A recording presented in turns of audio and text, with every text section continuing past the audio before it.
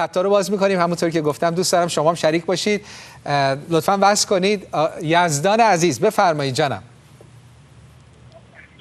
الو. سلام عزیز، خوب هستید؟ بفرمایید. زنده باشید. یزدان هستم، از ایران زنگ میزنم من. بله جانم بفرمایید عزیز. من موفق نشدم با شما صحبت بکنم. بله قطع شد. حالا معجزه در قطع شد. یک معجزه در زندگی من اتفاق افتاد.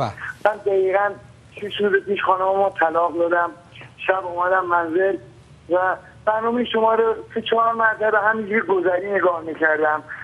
دستاردن خندم میگرفت، حتی مسخره‌ام هم میآمد. بعد اینکه این شبی که خانممو طلاق داده بودم خیلی اصلا خوب بود، خیلی داغان بودم، ویران بودم، با اینکه روزی 27 بسته 25 تا 27 28 بسته هروئین من استفاده میکردم.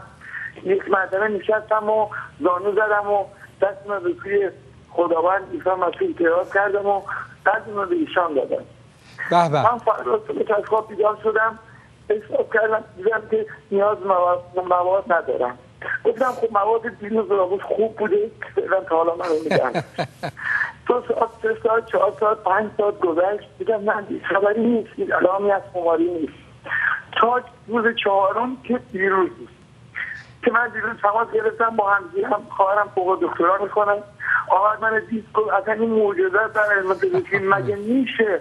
هیچ علائم خماری نداره، چهره چقدر زیبا شده، چهره چرا اینطوری شده، چهره چرا خطر شده، چهره عوض شده، چطور شده، چه کار کردی؟